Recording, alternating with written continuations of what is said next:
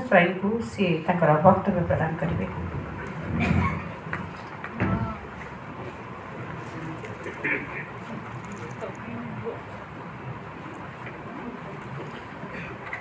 समय अतिक्रांत आपण माने भाराक्रांत मोर निवेदन प्रथम निवेदन करती आपण मान को आपण माने आम सहित नैश भोजी जोग दे तापर जीवे मु मोर संक्षिप्त वक्तव्य रखी। ओडिशा सरकार ओडिया भाषा साहित्य संस्कृति विभाग आनुकूल्य एवं ओडिशा साहित्य एकाडेमी और सारला साहित्य संसदर मिलित सहयोग आयोजित यही पद्मश्री सती राउतराय स्मारकी वक्तृता सभार मुख्य आकर्षण professor doctor Manjusha Kulkarni ji. Professor doctor Manjusha Kulkarni, as you all know, recipient of Sahitya Academy Award, Central Sahitya Academy Award, a powerful speaker and a brilliant professor. She is professor of Sanskrit in Nagpur Government College, but a brilliant scholar in Sanskrit, Hindi, English and Marathi literature and eminent Marathi poet. We are obliged to her for her kind friends on our request to deliver Sati Rautrai Memorial Lecture. We are really obliged, we are thankful to you, ma'am. We are also extremely obliged to her husband, who has been kind to accompany her and to be present with us in this evening, sitting in first line. Thank you, sir.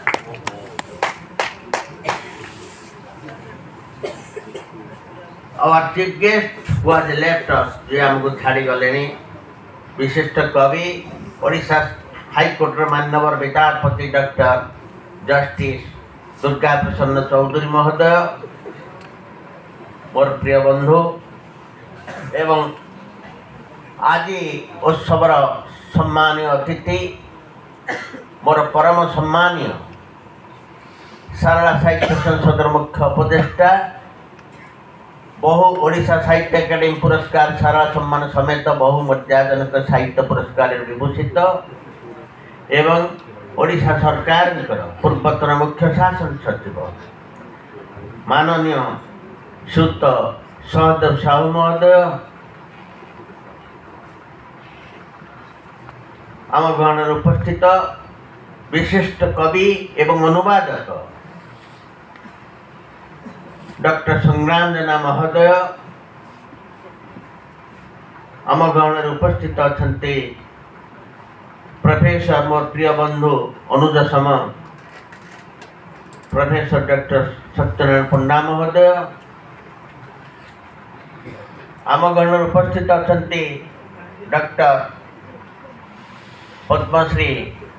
सती राउतराय सुपुत्र श्रीयुत श्रीहर्ष राउतराय महोदय, आम एवं आज कार्यक्रम आम सहित जे सहयोगिता करिसेंती, आम सहित सबु प्रकार सहयोग जोगाई देइसेंती मोर अति प्रिय जहाँ सहित मोर बहुत दिन संपर्क, कारण मु 3 थर ओडिशा साहित्य एकाडेमी सदस्य रही एवं कार्यकारी कमिटर सदस्य मध्य रही 3टा टर्म धरी, तेणु मोर अति साहित्य एकाडेमी सहित मोर घनिष्ठ संपर्क रही एवं मोर अत्यंत श्रद्धास्पद संजय वर्तमान ओडिशा साहित्य एकाडेमी सहसचिव श्रीयुत संजय कुमार छुआल सिंह महोदय, मो एवं मंचासीन एवं मंच तले बसी बहु विद्वान विदुषी लेखक लेखिका आपण माने आपण मान सदैव उपस्थिति आपण मान पुणी थे धन्यवाद ज्ञापन करुँ धन्यवाद ज्ञापन करुँचे अवसर में ओडिशा सरकार ओडिया भाषा साहित्य संस्कृति विभाग प्रमुख शासन सचिव श्रीयुत विष्णुपद सेठी महोदय जे मोर घनिष्ठ बंधु किंतु सरकार बजेट बर्तमान चली आज सन्धार उपस्थित रही से आज सकाଳେ मत टेलीफोन कही काली आम कथा से किंतु आसीपारे ना बजेट मीटिंग बजेट कार्यक्रम बर्तमान चली आमर प्राक्तन मुख्य शासन सचिव सहदेव बाबू यही सन्धार कथा से असुविधा कथा मुझे जनइले दुख प्रकाश कले अनुपस्थिति से आम परम शुभेच्छु एवं व्यक्तिगत भाव में मुझे कहबी से मोर परम शुभेच्छु मोर सान भाई से अति प्रिय सान भाई मुझे अनुपस्थित धन्यवाद ज्ञापन करुच्ची एवं धन्यवाद ज्ञापन करुच्ची ओडिशा साहित्य एकाडेमी सचिव श्रीयुत सुबोध आचार्य महोदय को से पूर्ण सहयोग जगैते ये कार्यक्रम को सफल करने अनुपस्थित धन्यवाद ज्ञापन करुच्ची एवं धन्यवाद ज्ञापन करुच्ची रश्मि और चिनू दुई जन ओडिशा साहित्य एकाडेमी ऑफिशियल जो माने बहु भाव में सहयोग कर बहु एठिक आसी अतिथि मान जो मुख्य आकर्षण मुख्य वक्ता तांकर समस्त जत्न नहीं अतिथि भाव में सेवा कर सारा भवन को बारंबार आसती मो सहित सबुबले संपर्क रखिंट एवं ये कार्यक्रम को सफल करिबारे तांकर अवदान को मो चिरदिन मन रखी से मोर अति प्रिय बहुत दिन संपर्क सहित से अवसर धन्यवाद ज्ञापन करुच्ची सर्वोपरि धन्यवाद ज्ञापन कर मोर घनिष्ठ बंधु ओडिशा सरकार ओडिया भाषा साहित्य संस्कृति विभाग प्राक्तन निर्देशक संप्रति महामहिम राष्ट्रपति अतिरिक्त सचिव विशिष्ट कथाशिल्पी श्रीयुत विजय नायक श्रीयुत विजय नायक मुझे सारा भवन में दिने बसीलु एवं आलोचना प्रसंग से कहले मु कहली से समस्वर कहलु जे सती राउतरायकर स्मारकी वक्तृता सारा भवन हो एवं सारा साहित्य संसद द्वारा आयोजित हो से कहले आपण भाई एबे गोटे चिठी लिखिदेले मुझे कार्यकारी करदेवी मुपर से दिन ना परदिन मुझे चिठी पठेदेली एवं ताकू से कार्यकारी करदेले सरकार ओडिशा सरकार अनुमोदन कराइदेले अनुपस्थित मुझको सश्रद्ध श्रद्धा ज्ञापन करुच्ची एवं कृतज्ञता ज्ञापन करुच्ची सती राउतराय संपर्क में कह गले मोर मन पड़े जी माटी रे ठिया आकाशर कथा कहती से कवि महान कवि ओडिया साहित्यर महाकवि सारला दासन परे से होती ओडिया साहित्यर महाकवि आधुनिक ओडिया कवितार प्रवर्तक से कहती तांकरी भाषा रे मु सती राउतराय नुहे टागोर बा शेली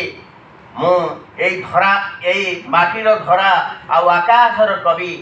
काम नुहे मो खाली आंकिबा कागजर छवि पेशादार गायक मु नुहे तुम्हें मो छापा बही जेते बड़े छुआ छुआ नुआ मनीषर छाती यही पृथ्वीर सबु मनीष जाति तार प्रति खबर रूप पाए कवितार मोर मु सती राउतराय नुहे टागोर बा शेली यही एक दुसाहसिक कवि होती सती राउतराय से माटी को भल पाउथले मनीष को भल पाउथले गाँ को भल पाउथले तांकरी भाषा रे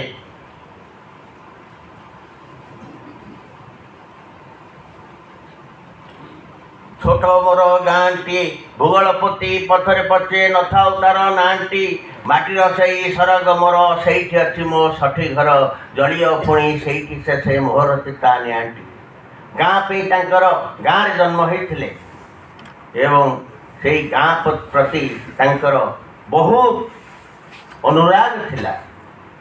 से गाँ विषय कहते पुणी आलोक आलो तार कि मनोहर अंधकार ताखार भल जीवन पथे सकल तार फिटाए नुआ राहाटी छोट मोर गाँटी छोट मोर गाँटी यही होचंती सती राउतराय।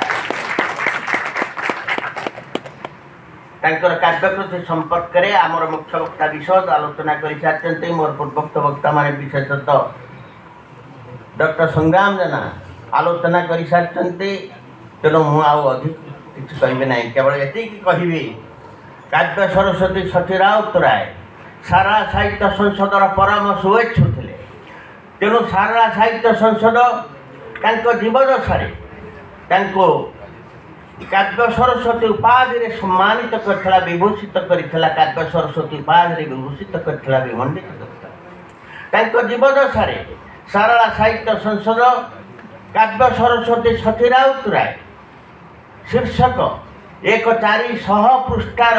उपाधि आलोचना ग्रंथ तांकर कृति और कृतित्व संपर्क व्यक्तित्व संपर्कित एक ग्रंथ प्रकाश करथिला। सेतिके नुहे तांकर जो आत्मजीवनी